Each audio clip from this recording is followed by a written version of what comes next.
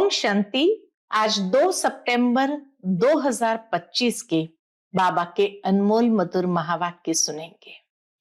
आज की मुरली में बाबा हम बच्चों को कहते हैं, बच्चे तुम्हें विश्व में शांति इस टॉपिक को जरूर उठाना चाहिए कि विश्व में शांति स्थापन करने के निमित्त कौन है, शांति और अशांति कैसे हुई। सतयुग के अंदर संपूर्ण शांति का राज्य था। फिर धीरे धीरे त्रेता आया तो थोड़ी त्रुटि आई, 25% कम हुई शांति, और फिर धीरे धीरे द्वापर और कलयुग में तो एकदम अशांति बढ़ गई। तो बाबा कहते तुम बच्चों को दुनिया में सभी को इस बात को अच्छी तरह समझाना है, शांति स्थापन करने वाला परमात्मा इस संसार में अवतरित होते हैं तभी शांति की स्थापना होती है। क्योंकि शांति और अशांति की बात इस विश्व पर ही होती है। निर्वाण धाम में सब शांति है, वो है ही शांति का धाम, वहां शांति की बात ही नहीं। सतयुग में भी अशांति की बात नहीं, वहां भी संपूर्ण शांति है। तो बाबा कहे तुम बच्चों को इस टॉपिक को अच्छी तरह से क्लियर करना है। साथ ही साथ बाबा कहते हैं तुम बच्चों को बाबा ने जो दिनचर्या बनाकर दी है उस दिनचर्या पर एक्यूरेट रहना है। अमृत वेले का योग जरूर करना है, वह भी फ्रेश होकर के बैठ करके बाबा को याद करना है। अगर अमृत वेले नहीं उठते तो उसको सपूत नहीं कहते, फरमान वरदार नहीं कहते हैं। बाबा कहे दुनिया में भी लौकिक बाप को सपूत और कपूत बच्चे होते हैं। जो बाबा की श्रीमत पर नहीं चलते हैं उनको सपूत बच्चे नहीं कहेंगे। तो बच्चों को सपूत बच्चे बनना है और बाबा के हर फरमान को जीवन के अंदर धारण करना है। सुनते हैं आज के बाबा के अनमोल मधुर महावाक्य। ओम शांति। मीठे बच्चे, तुम विश्व में शांति स्थापन करने के निमित्त हो, इसलिए तुम्हें कभी अशांत नहीं होना चाहिए। आज की मुरली से प्रश्न है, बाप किन बच्चों को फरमान बरदार बच्चे कहते हैं? उत्तर है, बाप का जो मुख्य फरमान है कि बच्चे अमृत वेले सवेरे उठकर बाप को याद करो, इस मुख्य फरमान को पालन करते हैं।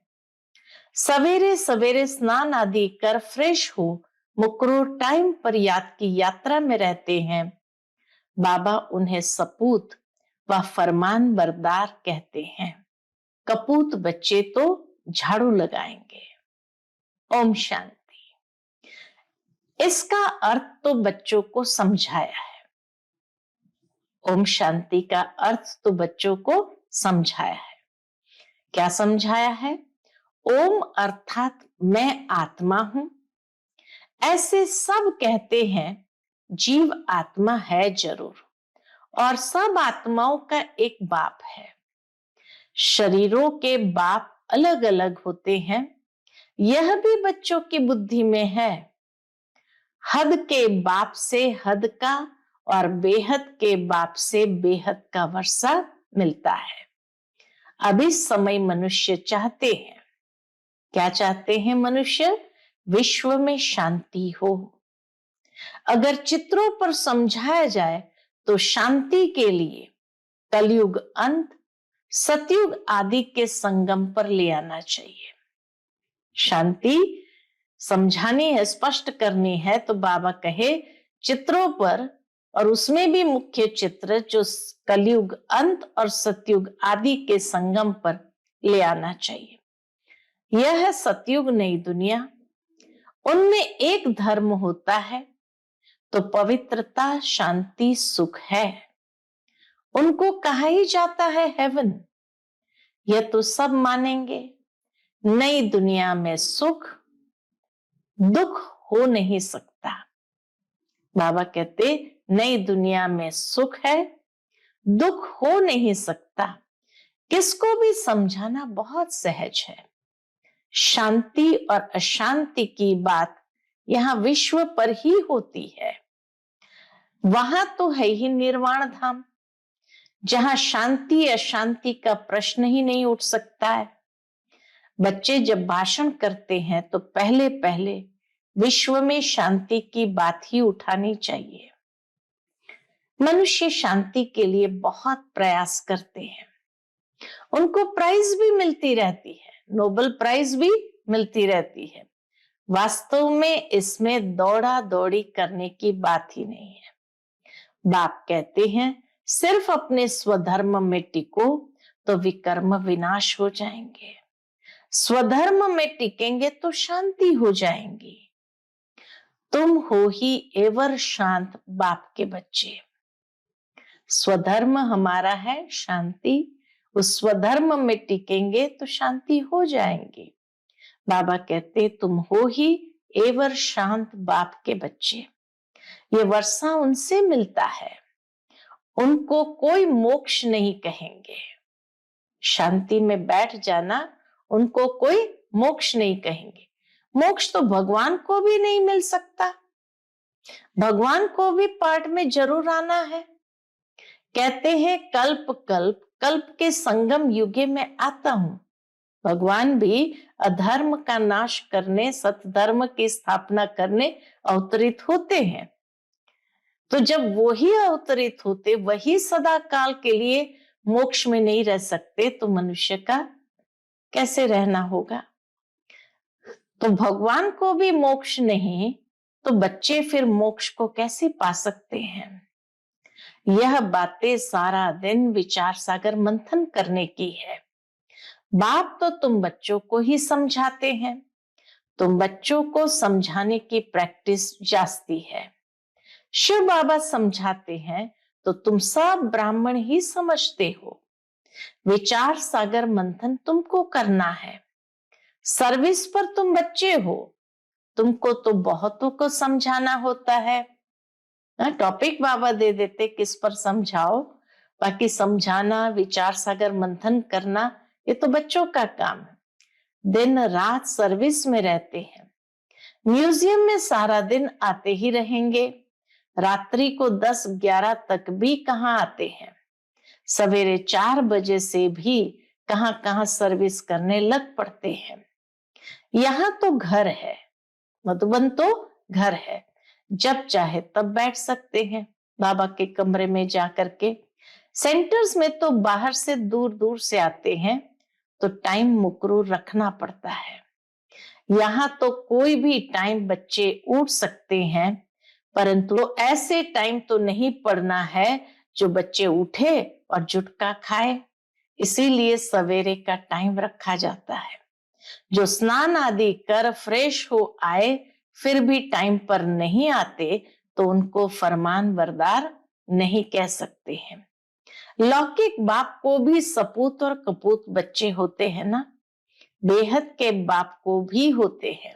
श्री कृष्ण जन्माष्टमी पर भी समझाया है, श्री कृष्ण का जन्म जब होता है तब तो स्वर्ग है, एक ही राज्य होता है, विश्व में शांति है।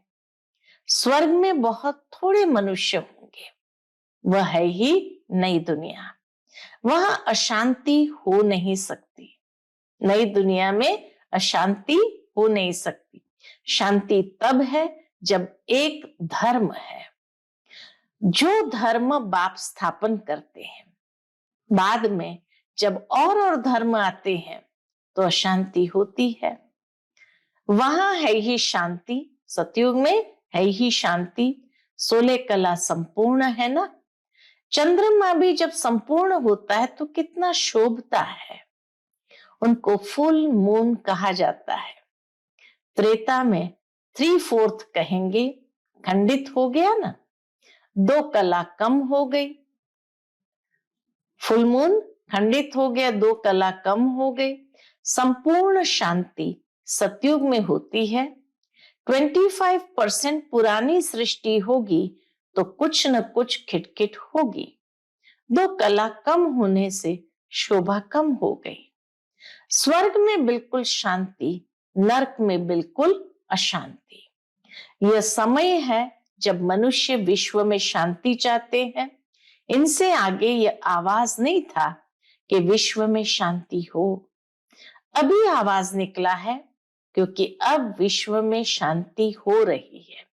प्रैक्टिकल में बाबा आकर के विश्व में शांति स्थापन कर रहे हैं, तो इसीलिए अभी ही आवाज भी उठी है। आत्मा चाहती है कि विश्व में शांति होनी चाहिए। मनुष्य तो देह अभिमान में होने कारण सिर्फ कहते रहते हैं विश्व में शांति हो। 84 जन्म अब पूरे हुए हैं। यह बाप ही आकर समझाते हैं, बाप को ही याद करते हैं। मनुष्य देवताओं को नमन करते हैं, उनमें दैवी गुण है। नमन किस लिए करते हैं? उनमें दैवी गुण है, इसलिए देवता कहा जाता है। अच्छे गुण वाले को कहते हैं ना, ये तो जैसे देवता है। कोई बहुत निर्मल वाणी वाले होते हैं तो लोग कहते ये तो जैसे देवता है। लड़ने झगड़ने वाले को कहेंगे यह तो जैसे असुर है। बच्चे जानते हैं हम बेहद के बाप के सामने बैठे हैं, तो बच्चों की चलन कितनी अच्छी होनी चाहिए। अज्ञान काल में भी बाप का देखा हुआ है। 6-7 कुटुंब इकट्ठे रहते हैं, एकदम खीरखंड होकर के चलते हैं। कहा तो घर में सिर्फ 2 होंगे तो भी लड़ते झगड़ते रहेंगे। तो तुम हो ईश्वरीय संतान, बहुत बहुत खीरखंड हो रहना चाहिए। सतयुग में खीरखंड होते हैं, यहाँ खीरखंड होना तुम सीखते हो, तो बहुत प्यार से रहना चाहिए। बाप कहते अंदर में जांच करो, हमने कोई विकर्म तो नहीं किया, किसको दुख तो नहीं दिया। ऐसे कोई बैठकर अपने को जांचते नहीं, देखते नहीं। ये बड़ी समझ की बात है। तुम बच्चे हो विश्व में शांति स्थापन करने वाले। अगर घर में ही अशांति करने वाले होंगे तो शांति फिर कैसे करेंगे? लौकिक बाप का बच्चा तंग करता है तो कहेंगे ये तो मुआ भला। कोई आदत पड़ जाती है तो पक्की हो जाती है। शिव बाबा के बच्चे हो, अगर अशांत होते हो तो शिव बाबा के पास आओ, वह तो हीरा है। वो झट तुमको युक्ति बताएंगे, ऐसे शांति हो सकती है। शांति का प्रबंध देंगे। ऐसे बहुत है, चलन दैवी घराने जैसी नहीं है। विश्व में शांति होगी तो नई दुनिया में, विश्व में अगर शांति होगी तो जरूर नई दुनिया है। संगम पर हो नहीं सकती। यहाँ शांत बनने का पुरुषार्थ करते हैं। जब हिसाब किताब चुकतू होने का समय आएगा तो खूब मार खाएंगे। कर्म का भोग जरूर है।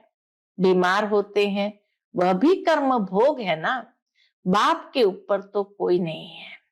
समझाते हैं बच्चे गुलगुल बनो तो ऊंच पद पाएंगे, नहीं तो कोई फायदा नहीं।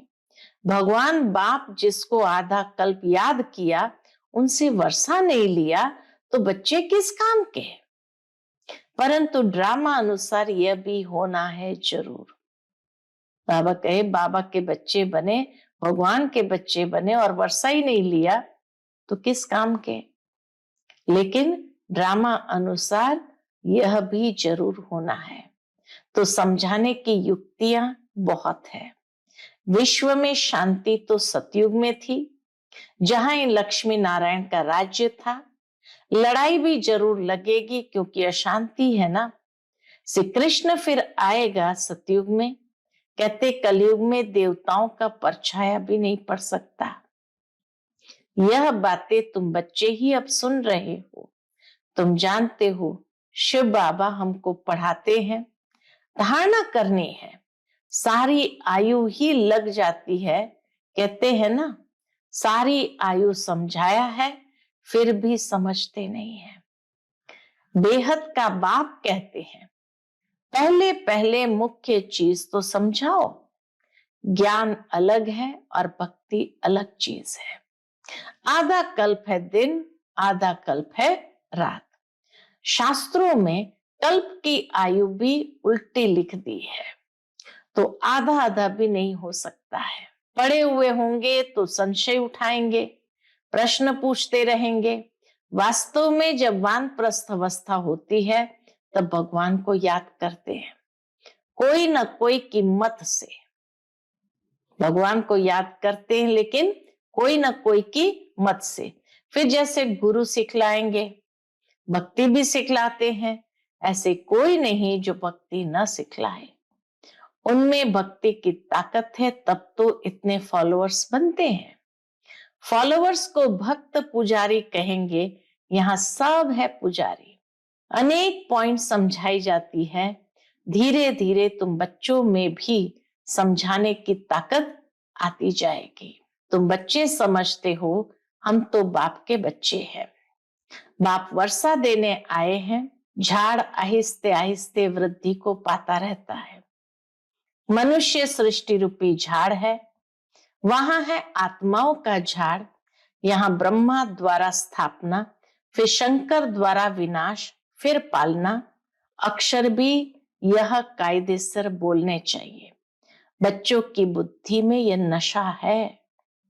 यह सृष्टि का चक्र कैसे चलता है, रचना कैसे होती है। अब नई छोटी रचना है ना, नए नए जैसे पत्ते निकलते हैं तो नई छोटी रचना है ना। यह जैसे बाजोली है, पहले शूद्र है अनेक, फिर बाप आकर रचना रचते हैं। ब्रह्मा द्वारा ब्राह्मणों की, ब्राह्मण हो जाते हैं चोटी। चोटी और पैर आपस में मिलते हैं। पहले ब्राह्मण चाहिए। ब्राह्मणों का युग बहुत छोटा होता है, पीछे है देवताएं। यह वर्णों वाला चित्र भी काम का है। यह चित्र समझाने में बहुत इजी है।